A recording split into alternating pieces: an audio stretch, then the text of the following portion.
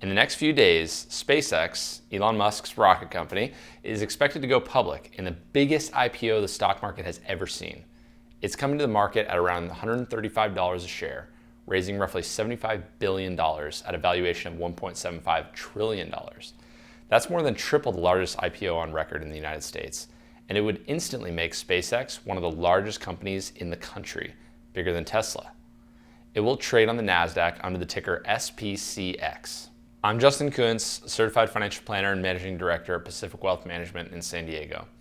Our clients are asking about this, so let's walk right through it. We'll cover three things today's video: how an IPO like this works, what usually happens to a stock after it goes public, and how this can reach your retirement account even if you never buy a share. Starting with the basics, an IPO, which is an initial public offering, is the first time a private company sells its stock to the public. Until now, SpaceX has been privately owned by its early investors, employees, and you couldn't really buy a share through a normal brokerage account. After the IPO, you can.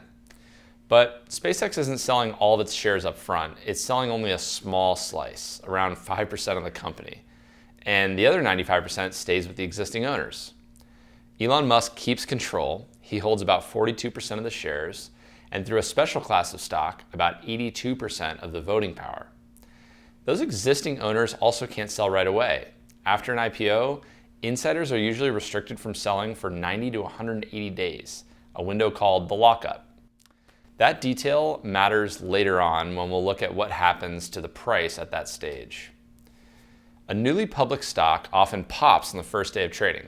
When it does, that jump mostly benefits the large institutions that were allocated shares at the offering price. By the time the public can buy on the open market, much of that early move has usually already happened. So over a longer horizon, the record for IPOs is mixed. Widely cited research by the finance professor Jay Ritter found that in the years after going public, the typical IPO has tended to lag comparable established companies. Most of that recent data actually agrees with this, which is that most newly public companies trail the broader market over their first few years. There's an important qualifier though, and that is that underperformance is concentrated in small, unproven companies that are usually going public. The large established businesses that go public often on average have roughly matched the market. And SpaceX is far from a small startup, so that statistic doesn't automatically apply to it necessarily. What is consistent is how uneven the outcomes are in practice. A few IPOs do extraordinarily well, most do not.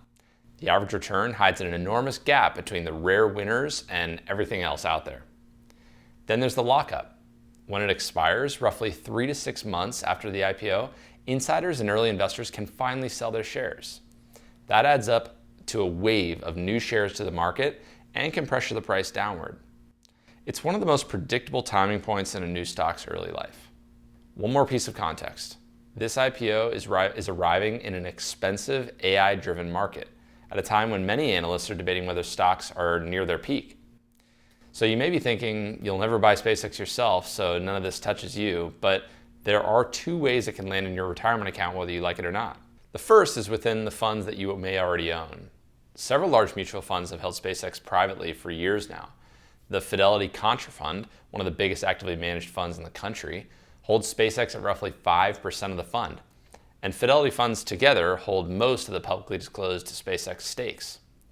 Some Barron funds hold even more, in few cases 20 to 30% of the entire fund. If you own one of these in your 401k or IRA, you may already have meaningful exposure.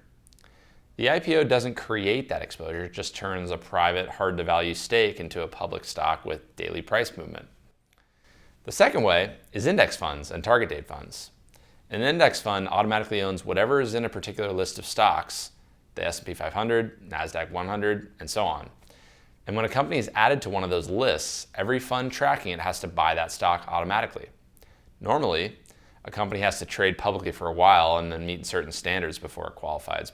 But because SpaceX is so large, there was pressure to add it early on what's called a fast track. And the two biggest index families decided differently.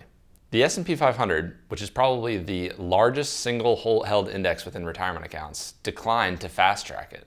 The S&P's rules require a company to be profitable and have traded publicly for about a year before going on board. SpaceX isn't profitable, It lost nearly $5 billion last year. So it won't enter the S&P 500 soon, likely not before 2027. That means that the largest pool of passive money is not being forced to buy SpaceX right now. The NASDAQ 100 decided the opposite. It changed the rules so that a large new company can be added after just 15 trading days. SpaceX is expected to qualify and join in early July of this year. So if you own the NASDAQ 100 fund or anything that participates in the NASDAQ, such as QQQ, for example, you'll hold a small amount of SpaceX automatically shortly after it lists. How much? Index funds weight a company by the shares actually available at trade, not by its headline value. Because so little of SpaceX is floating, its weight is small, estimated at about 0.5% of the NASDAQ 100. In practical terms, that's roughly $470 to $700 of SpaceX for every $100,000 in a fund like QQQ. And less than that, about $70 to $110 per $100,000 in a total market fund. That's only the starting point. As the lockup expires and more shares become available to trade, SpaceX's float and its weight in these funds can grow over time. Critics, including the former Fidelity manager George Noble and the investor Michael Burry, argue that loosening the index rules lets insiders sell their shares to passive retirement money at very high prices. The term they use is exit liquidity. The float is small, insiders hold most of the shares, and when the lockup ends, they can sell into the automatic buying from index funds. The counterargument is that large funds have always held unprofitable, fast-growing companies, that a diversified investor's actual exposure here is relatively small, a few $100s per 100,000. And that early investors selling at an IPO is normal, not necessarily unique to SpaceX.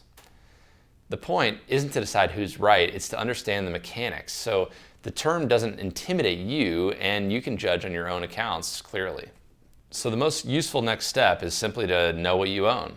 Look at the largest holdings in your 401k or IRA, and you may find SpaceX is already there through an active fund. If it arrives through the NASDAQ 100 or a total market fund, you know roughly how much it is now. A small slice, not necessarily a concentrated bet. From there, the questions are the same as any other investment. Does it fit into your plan, your time horizon, and your tolerance for risk and volatility? And would you want this exposure on an ordinary week, or only because it's the biggest story in the market right now? An IPO is ultimately a liquidity event for early owners and an open question for everyone buying in now. The early excitement and long-run result often diverge, and the range of outcomes is pretty wide. None of that predicts what SpaceX will do necessarily. It simply means that understanding how the process works for you lets you respond to the news calmly rather than react to it.